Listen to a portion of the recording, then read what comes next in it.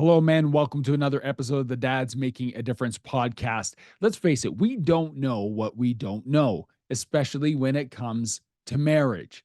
And every single one of us who is married wants to have a healthy, lifelong relationship with our spouse. My guest today is going to tell us how we can do exactly that. His name is Kelly DuPée, and he is a husband, dad, grandpa, pastor, police chaplain, but he's also a marriage coach and author. And today he's going to share the 5 most common marriage mistakes that men make. And he's going to do this from his own lens of his past experiences in his marriage, where he and his wife, after 35 years, went through a period of time where they were almost going to split. And he's going to share with you what he learned through that experience and what he's learned from coaching hundreds of couples over the last 3 years. So, in this episode, get your pens ready, your notebook ready. We're going to go through the 5 most common mistakes that men make in their marriages so that you, listening to this, don't make those mistakes. Learn from someone who's been down the path, done this before, and is giving you the information you need to create a lifelong bond with your spouse that's going to give you a healthy and fulfilled marriage. My conversation with Kelly DuPée on the Dad's Making a Difference podcast starts right now.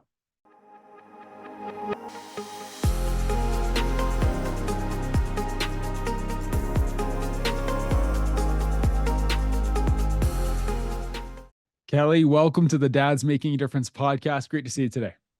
Hey, it's great to be here. I appreciate you taking time on a little bit of a rainy day in Los Angeles to spend some time with me and let our listeners learn a little bit about you, but also about the amazing work you do with couples in marriage. And so excited to dive in. So, Kelly, why don't you tell us a little bit about you and the work that you do? Oh, well, I am a pastor, a police chaplain, and for the last 3 years, I've been doing marriage coaching, and very excited about that. Published my book; it's right there behind me on the stand. You can see it. It's called "Turn It Up: How to Have the Lifelong Marriage That You Really Want." And yeah, I take a skills-based approach to helping couples learn the skills that they need to be successful in their marriage. And it's working really well. So very excited about that and the results that I'm seeing. Amazing. And so on that new book, you mentioned your book, that came out of a unique story where your son had come to you saying, Dad, like, I'm ready to get married. So how did it go from your son wanting to get married to a book that you're helping others through? Oh, well, I just started writing down all the fatherly advice and stuff that I'd learned from different seminars and books that I've read and my own experience about, what it takes to be successfully married. At that point in time, it's about 10 years ago. We'd been married maybe 25 years at that point. And now we just crossed the 36 year threshold. And Amazing. so heading into Congrats. 37. So anyways, yeah, it's been really well received and very glad that it's helping a lot of couples. But that's kind of where the idea came from. Amazing. And you've done marriage counseling now for 3 years. And when I hear this, and I know guys are listening to this and are, oh, great, here we go, another conversation on marriage counseling. But this isn't going to be marriage counseling in here, but an opportunity for you to share some of the things that you've seen from the multiple couples that you've been able to work with like over the last 3 years. And I'd love to ask some of your insight because as a married man myself, I think all the information I can get, the better in how to have a healthy marriage and a healthy home. And I'm just curious, Kelly, when people come to you, what is the most like typical opening statement or opening approach when a couple comes to you? Well, first off, let me just say I don't do marriage counseling. I do Okay. marriage coaching. So, Coaching. There's a and I difference. choose that word exactly on purpose because especially for the guys, and since we're talking Mm, to guys here today, yeah. if you mention counseling, what does that bring up in people's minds? All of this, oh my goodness, I'm going to be analyzed and it's going to be a psychologist with I've got to go see the shrink is what they call them. And they're going to get inside my head and all that stuff. I don't do any of that. I ask, what's going on? Where do you want to be? And how can we get there? Okay. Amazing. What do you need to do differently in order to have what you want? So if they say, I want to get My wife and I, we just seem like we're on two different pages. We're always arguing. We're always going in two different directions. We're not working together. I want that to stop. I'm being like, great, let's talk about some skills that you can learn that will change all of that. And so that's kind of the approach that I take. But I start with, what do you want?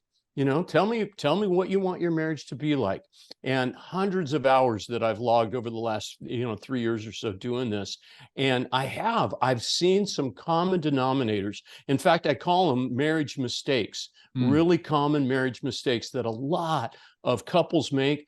And oftentimes it's the husband who's making most of the mistakes. Not always, but a lot of times. So I think this is really going to be helpful for you guys listening here today. Amazing. I'm glad that you said that, because as guys, sometimes we're like, it's not me. Everything's fine. What's going on? What do you mean everything's good? But often our wives are waiting for us to either take a step or take an action or say something that we're just not aware of. And I know that you'll get into that too. So, yeah, let's dive in. The title of this episode is 5 Most Common Marriage Mistakes. So, let's dive in. What are the 5 most common? Feel free to break it up any way that you want, but let's dive into that. Okay. Well, these are not in any order of importance, by the way, but they're just super common things that I've observed in talking with couples. So, mistake number 1 is wrong priorities. Okay. When you first get married, you're so excited about being a husband. You want to be a dad, maybe, and you're spending all your time, it's the engagement and then the wedding and then kind of that honeymoon period. But typically what happens is that 3 things can creep in to a marriage that start becoming more of a priority than the marriage itself. What do you think some of those might be, Cam? You want to take a guess? Kids. Yep. Yeah. Money and work, providing. Work, exactly. Work. Their career. And the third one is their hobbies. Yeah. Okay. So, well, what are you most excited about in life? Well, I play golf every weekend. Okay, what's that? That is a hobby that has now become more important than your marriage. The 2 most common, though, for most of the guys, it's our jobs. Even if you have kind of an hourly wage sort of job, you're thinking about, how can I get more hours? How can I be more successful? Maybe I need to go back to school. How can, whatever. And definitely, if you're in a salary kind of position where, there's a lot of creativity and challenges and you've got all these office politics and everything, we obsess over our jobs. And if you're not careful, it can become your priority. So now, obviously, you got to go to work. I'm not saying quit your job, and I'm not saying stop playing golf. But what I am saying is that make your wife the most top priority. My wife came to me years ago when our kids were little, and now they're both adults. And she said, I don't feel like I'm special to you. That was a game changer for me, because she nailed me. She called me on this because she wasn't special to me. My job was more important to me at that time, and I didn't realize it. And so I started making intentional steps to put my wife and my marriage before my job. So sometimes you got to make different choices. Now, women, our wives, they're going to put the kids first. That's their temptation. So the 3 areas that we tend to put in front of our marriage is our job, our hobbies, and our kids. So now, obviously, your kids need, attention. They need love. I'm not saying abandon them, but I'll ask couples, when's the last time you went out on a date? Well, we got to have babysitter, and, it's really hard, and et cetera, et cetera, et cetera. They start giving me all these excuses. And I say, okay, well, do you want to have a great marriage? Do you want to have a close marriage? What do you have to do? You have to figure out a way to make it work and start putting your marriage first, even before your kids. The best thing, I got a piece of advice from a friend years ago, and he said, the best way for me to love my kids is to love my wife. And he was right. So what do you think? I love that. That's great. I have a question for you.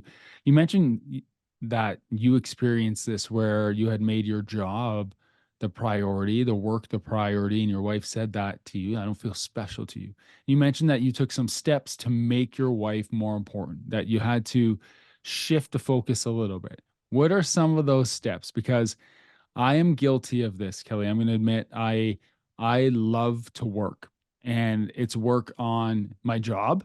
It's work in my community. It's work here in my home office on ideas that I have and businesses and the podcast. I love doing that. I feel productive, but it's very easy for me to neglect the things that are the most important. I can see when I leave this office, Kim's eyes look at me from across the kitchen, and I'm like, what's up? Like, I'm doing good stuff. And then I realize I haven't been present. I haven't been engaged.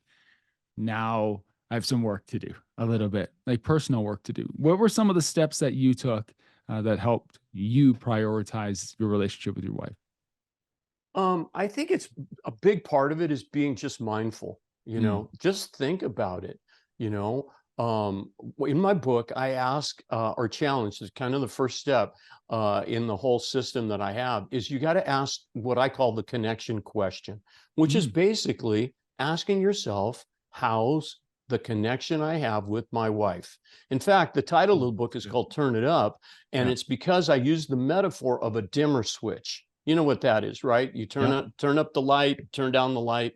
See, when you first get married, you're excited, your dimmer switch, your connection is all the way to the top. But with wrong priorities, and life gets busy and sometimes stuff happens, it begins to turn down. So you have to intentionally turn it up. Well, the first thing you got to do though is recognize what number are we on? If we were at 10, where are we at today? Yeah. If we're at a 3, man, I better get in gear. I better do something about this. And you just got to re-engage, but it's being sensitive and monitoring, if you will, just like you would your health. I mean, we look at our cars, right? Yeah. We know that preventative maintenance of our cars will Yeah. keep them running, a long time.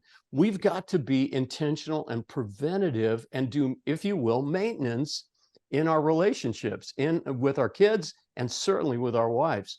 And one way to do that is look at your calendar. Mm, When's the last time we went on a date? Put it on the calendar so you can look back at that and say, you know what? It's been a month, or it's been 2 months, or it's been 2 weeks. Great. When's the next one? mm, Plan it, put it on the calendar, take initiative. My wife loves it. And I think most wives do when we as men step into leadership, yeah. right? And we say, hey, 100%. this is what we're going to do. You Yeah. know, I mean, surprise her, do special things. The other thing, I asked my wife in that very same conversation where she said she didn't feel special. I said, well, what would help? And she said, well, how about this? And she gave me a great tip. She said, give me a just because gift. And I Mm, said, what's that? Well, surprise me. Buy me flowers, buy me something. Doesn't have to spend a lot of money. Buy me a gift just because you're thinking about me. It's not my birthday. It's not Valentine's Day. It's not Christmas. It's not Mother's Day, yeah. right? Yeah. It's just because. Yeah. A I love that. card, a Great note, idea. write her a card, put it in the mail, send it to her workplace where so my wife works at a hospital. So I'll do that. Or something, just little things. But it just shows her I'm thinking about you. You're special to me. You could even just send her a text, get in a Yeah. habit. In fact, one guy, I encouraged him to do this. I said, put on your phone every day at 1 o'clock to send your wife a text. Just make a reminder Mm, because we need stuff like that, right, guys? yeah. We We get forget. distracted, we get focused, we're thinking about everything else, and then all of a sudden it pops up and it says send a text. Oh yeah, I got to send a text now. So wives, they don't, I mean, to them, it's like that's the least romantic thing you could do. Schedule time in your calendar for me. Yeah. But you know what? If it helps you remember to do it, it's going to earn some big dividends with your wife. What do you think? I love it. I love it. So, guys listening to this, there you go. Right away after this episode, you've got a couple hacks to move in the right direction today. You're going to get a just because gift on the way home from work, pick up some flowers. Maybe you arrange dinner. Maybe you bring dinner home. Maybe you do something like that. You're going to send a text tomorrow from work. Hey, good morning, babe. How you doing? How's your day going? Man, guys, Write it down. Do it. That's your challenge if you're listening to this right now. Just because gifts. I love it. Um, you mentioned about stepping into leadership, and it came through the lens of like planning a date night and making these things a priority. And there's nothing worse than when you're going to plan a date night and say, "Hey, what do you want to do? I don't know. What do you want to do? What do you want to eat? I don't know. What do you want to eat? What's our activity going to be? I don't know." And you spend half your time deciding what to do. Guys, just decide on something, because it doesn't have to be perfect. It just has to be. And so decide on something, take leadership and plan it, and priorities. Make your wife a priority. I love it. So that's number one. The most common mistake is not prioritizing the right things and prioritizing other things in front of your marriage. What's the next mistake a guy can make? Whoa, this is a big one. This is super common. It's listening to reply instead of listening to understand. What So time, what Kelly? I happens? do that all the time. What happens when your Yeah. wife is talking to you? What are you thinking about? If you're like me, I'm thinking about what am I going to say when she stops talking, right? Right. Yeah. And I tell you, we interrupt, we respond. I mean, we just, and if especially if she's troubled, struggling, having a hard day for whatever reason, and or if she's mad at you, Hmm. what do? We don't listen to understand. We listen to defend ourselves. Okay, I need to give an excuse. I need to have an explanation. Maybe I can blame someone else because it's not my fault, that I'm home late because my boss, blah, blah, blah. Yeah. So it's learning how to understand. And the way you do that is you got to really focus and listen. And then the simple little trick, repeat it back to her. When she stops, you say, hey, this is what I hear you saying. You're mad at me because this, or this is what happened today at work. And then you ask her, is that it? Now, Mhm. not is that it? Like, okay, are you done finally? Yeah. You Yeah. don't want to be dismissive, but did I get it right? And because I'm interested, I'm focusing, I am listening to you. We all, as human beings, desire to be understood. And the greatest gift, or one of the greatest gifts you can give your wife, is making her feel that you understand her. I love that Takes because some effort, but it pays dividends and it works like magic. Yeah. So focus on understanding. Don't just, respond and the other thing I teach is that you got to respond instead of react. But I love it. that's still kind of the other thing. One more thought on this mistake too. Here's the other big thing that I think a lot of guys fall into. When our wives are troubled, okay, when they're struggling, what do? I'll tell you what I do. Now I'm trying not to. We go into fix it mode. Hey, well, let me tell you what you ought to do. Mm. Oh, well, here's how you got to solve that. Oh, you got a problem with your boss. Here's what you can do. And we, especially like myself as a pastor, I'm helping people all day long. I'm giving advice. I'm, doing marriage coaching. I've got all these ideas. And my wife comes home from work and she's troubled about something that happened or, just is frustrated maybe, and I'm like giving her answers. Guess what? She doesn't want to hear it. Mhm. She doesn't want an answer. She wants to be supported. She wants to be listened to. So it's putting the brakes on that. And then what I've found, by the way, is that when I kind of resist that urge to give advice, what happens then? She'll say, well, what do you think I ought to do? Oh, well, then I'm springing into action because now she wants to hear my Right. advice or input, I but love it's it. learning to listen. It's such an important skill. And it's not just an important skill in marriage, it's an important skill in your interactions with other human beings because we want to reply. We have opportunities where we meet someone. If you and I were to meet in person, I'm very intentional by like looking, listening, not planning my next response, but to seek more understanding and ask questions. I've had to work on that. I've had to work on that a lot in the last bit. And with Kim at home, one of the things that I'll do is I'll ask more questions. So sometimes I realize that she just needs to decompress after the day. She doesn't vent to me, but she's like, this is how the day went. This is what's going on. And I'll be, that must have been hard. How did you feel in the afternoon after that happened? How did you get your Perfect. energy back? Like, how did you feel on your 10-minute drive home? Because that wasn't a lot of time to decompress. So I try to ask more questions, but there's times where I'm just drawn to like, I'm tired, you're tired. I'll react and not respond. So I'm so happy. I wrote that down while you were talking. Respond, don't react. That's an important thing Yeah, for us just guys take to a moment, remember. just think about it, and really think about what does she need? She needs to be understood. The other thing, and I love the way you put it there, that must have been, difficult or challenging for you. What is that? That's empathy and it's validation. And Mhm. I'm telling you, your wife will greatly appreciate this Yeah. because we all need that, and then she'll start giving it back to you, by the way, because Yeah. you need it too, right, guys? We do. So And don't just say it to say it. Like your wife will pick up on if you're just saying it and pulling it out as a line. Mean it. exactly. Like Yeah. actually mean it. Yeah. It's Yeah, great. Okay. exactly. We're down All right, to number three.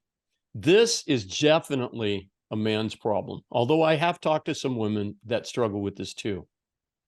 It's exploding with anger. Mistake number three. This is the most damaging thing that a husband can do to his wife and to his marriage. And I don't mean being physical and hitting her, domestic violence. I am talking about she says something, does something, you don't like it, and it makes you mad. And it builds and it boils, and you just let her have it. I mean, and it just is out of control. And I'll tell you what happens is that you're going to say something or maybe even do something that you will regret later. Mm. And I have had wives tell me, I don't know if I can forgive my husband. The damage is too great. It hurts when you're yelling at your wife. And we're all human. We all get upset. In fact, anger is an emotion from God. It's one of the ways he created us. And it's good to respond in that way. But the Bible has a great verse. It says, be angry, but don't sin. What I'm talking about is not being angry. Okay. What I'm talking about is being hurtful when Mm. you're angry. That's where that sin concept comes in. It's, I am mad at you and I'm going to let you have it. And you are verbally, abusive, or, whatever. So here's the thing, call a timeout on yourself. Okay. I know we put our kids on timeout if they're misbehaving. Call it on yourself. Just say, I need a minute. I'm really upset, but I don't want to say the wrong thing right now. I don't want to hurt your feelings. I'm just going to walk away from this and then we're going to talk about this in a moment. Just give me a minute, and actually it takes about 20 minutes. But Yeah. here's a secret, and I learned this from my friends who are police officers, and that is go have a drink of water. It is amazing. Try this, guys. The next time you start feeling that anger boiling up inside, walk away and have a drink of water. It will calm you down immediately. And there's some good physiological reasons for that, but it absolutely works. And then what happens, you're able to then calm down. And now you can come back and you can calmly confront because you do need to say something. Don't just ignore what she did. Don't let her disrespect you. Don't just say, well, it's no big deal, I'll let it slide, because what you permit will persist. So if it offended you, hurt your feelings, whatever, and you're angry at it, or the other common thing is that she's mad at you and you respond with anger. Okay. Mm. So I hear that a lot too. And now we have this couple that's in the shouting match. And I mean, I've had wives tell me they're picking up stuff and throwing it at each other. And I mean, it's out of control because we're not thinking anymore. Mhm. So avoiding those things by calming down first and then coming back and confronting. And the way you confront is really simple. I felt angry when and you just fill in the blank. It's one sentence. Yeah. Be specific. And then the second part is you make a request. Would you please not do that? Would you please do this? Would you please whatever? And Mhm. then stop talking. Yeah. Yeah, because we feel that, and I get it. I understand why you're so angry, you're so upset. I have got to vent this anger. You don't. Calm down first. And if you really do need to vent, do it with a buddy. Call Mhm. somebody on the phone. Yell at him all day, right? And then calm down and then go talk to your wife and have a productive conversation that will actually change the dynamic in your home and create what you really want, which is to be close to your wife again, Mhm. to not have that silent treatment where you're not talking to each other for 3 days, or sometimes it's 3 weeks. I'm like, okay, what happened here? Well, we got angry, we got in a big fight. So fights are going to happen, disagreements are going to happen, hurt feelings are going to happen, but don't respond in anger. If you are angry, calm down first. Great advice. Great advice to be present. Great advice to think about that in the moment. It's so hard when emotion takes over. When I'm working with early in my career, about 17 years ago, I started teaching in middle school. And when I was teaching middle school, we always talk about kids who would flip their lid. How, they just brain boom and you'd flip their lid, and you think about the 4 zones of regulation in which they would be. It's so hard when you're in that angry spot, but we're not kids. We're adults. We're grown men who Exactly. are married, and it's our responsibility to, you said this before, show leadership. And we have to show leadership even in times where it's hard. And that means when you're angry, it's hard. You still need to show leadership. So I love that you said, step away, take a glass of water, come back. And I love that.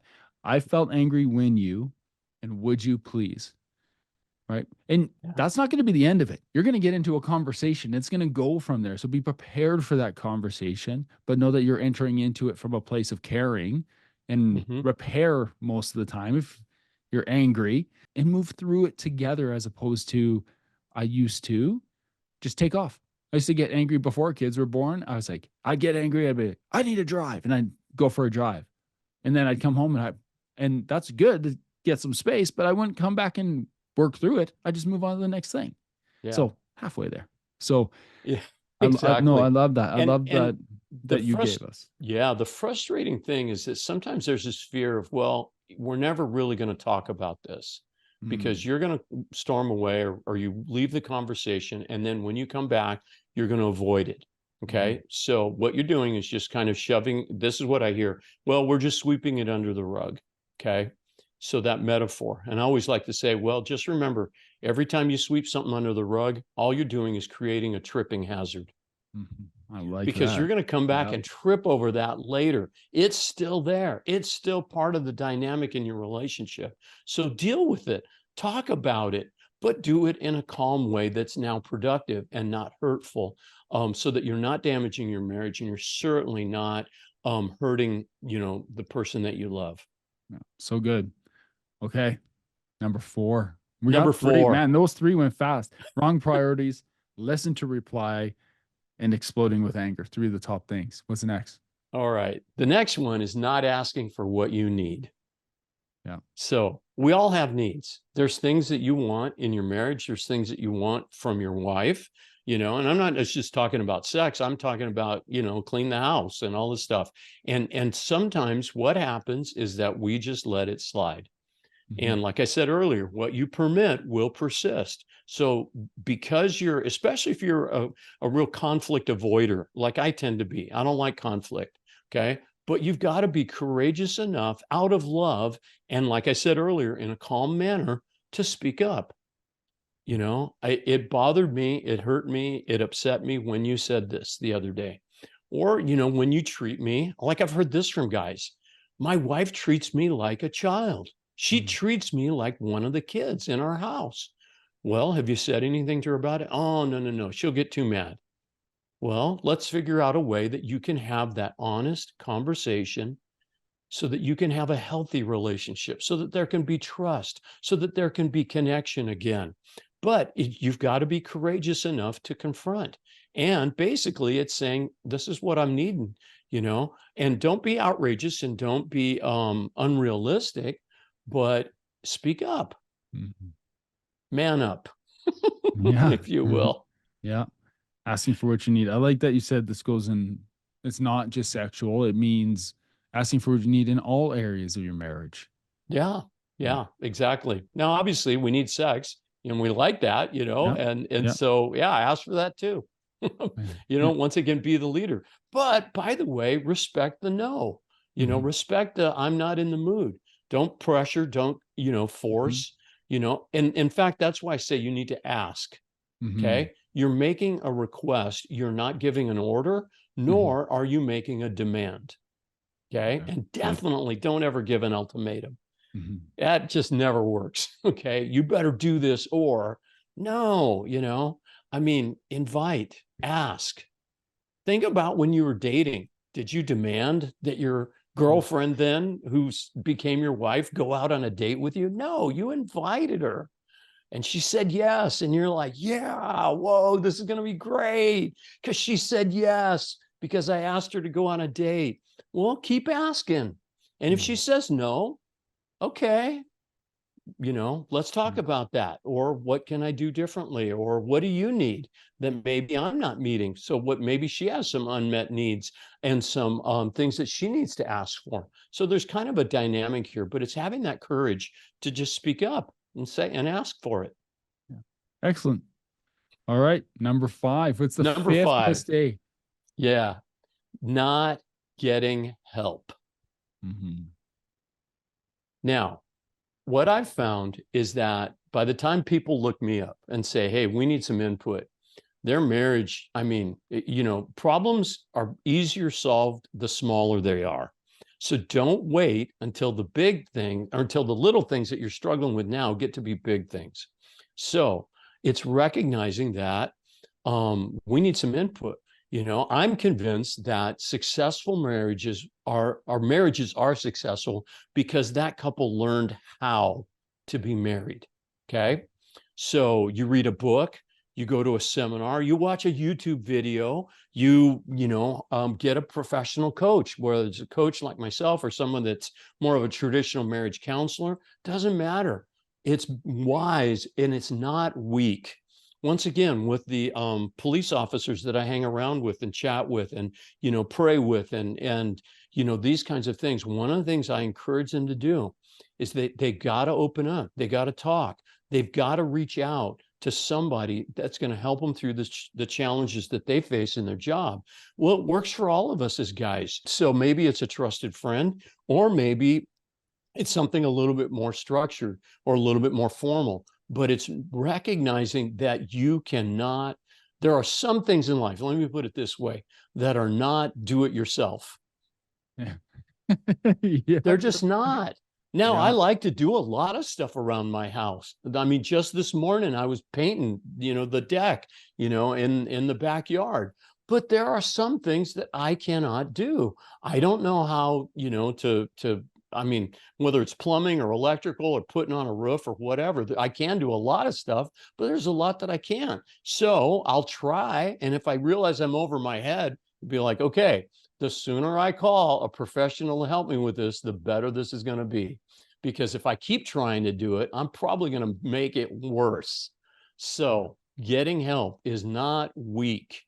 In fact, it's wise. Admit you need help and reach out and invite somebody to come alongside or get some kind of resources. Like I say, it can be either personal or maybe just, you get a book and you read it and you be like, okay, this is going to help me make some adjustments here. Excellent.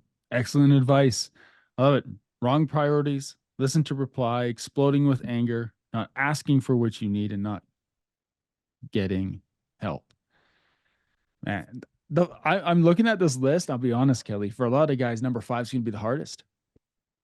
Like the other 4, while you're going through, they're like, "Oh, that's uncomfortable. I don't know if I can work at that." But number 5, not getting help. Actually seeking out someone to help you first requires you to admit that something's wrong. And for a lot of guys, that's pretty tough. I'm guessing. It's a shot in the dark. When you're approached by couples, my shot in the dark is that it's the wives who approach you first. Because for guys, I don't know if it's this idea of weakness for asking for help, but we got to get over that. Absolutely. Absolutely. There are some things you cannot figure out on your own. And like I said, you can't fix this on your own.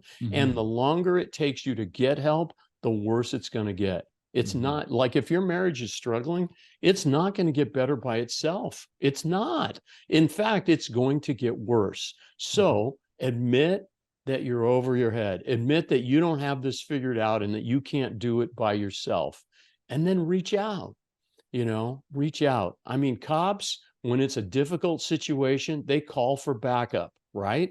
Right. We need some backup as men, guys that we can reach out to, resources, somebody that's there. That's why I kind of like, and, think about it. Like, once again, I call this coaching and not counseling because I know when I wanted to be a better golfer, what did I need to do?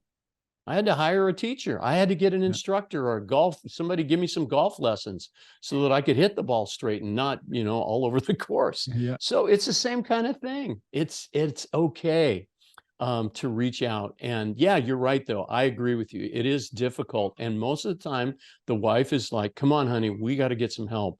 No, everything's fine. We deny it, we minimize it. Yeah. But let me tell you, if you are not sensitive to that cry for help, yeah, it's not going to go well for you. So reach out, swallow your pride, and recognize that you can be the kind of husband that your wife needs you to be. You can be a better man. And I'm just so excited about the stuff you're doing on your podcast here, Cam, because this is what we need as guys. We need resources. We need people to speak into our lives that are going to give us a different perspective. And let's forget this I can do it myself kind of thinking, because it's not helping us as men to be the kind of leaders that we need to be in our community and in our families and certainly in our marriages. Yeah. I appreciate that. Thanks, Kelly. Kelly, you're a husband. What's one area as a husband right now? Because we were talking about marriage. As a husband right now, what's an area of growth that you're diving into or you're excited about? Well, the ongoing thing is always making sure that I'm on the same page with my wife, okay? Whatever the challenge might be. And so I think I'm doing pretty good at that, but I'm always recognizing that I can learn more and grow in that area. And I'm excited about following through on that and continuing to grow in that way. What can I do to be a better husband? When my wife and I were going through our rough patch, to answer this question, one of the things I kept praying for is God changed my wife. Things turned around when I finally started praying, God changed me. Mm-hmm. So it's still my Yeah. prayer. Lord, Yeah. show me how to be the kind of husband I need to be. Yeah. Love it. Thank you for sharing. Kelly, if someone's listening to this right now and they want to connect with you, learn more about you, or get your book, where can they do that? Turnitup.coach. That's my website, turnitup.coach. So you can put in the www, you can do the HTTP, whatever that is. But yeah, just turn it up, all one word, turnitup.coach. And you'll find out more about me. Be glad to give you a free coaching session, just yourself or you and your wife. And also then my book's available there. So yeah. Amazing. Thank you, Kelly. Kelly, I appreciate you. Thank you so much for taking time to share with us today the 5 most common marriage mistakes. And guys, if you're listening to this, you don't have an excuse. You got homework. You got this to run with. We've been accused sometimes. Oh, you don't know what you don't know. Well, men, now you know. So there you go. Take some action and get it done in your marriage and be the husband and the father that you need to be. So Kelly, thank you for challenging us and thank you for sharing your expertise with us today. My pleasure. Thank you.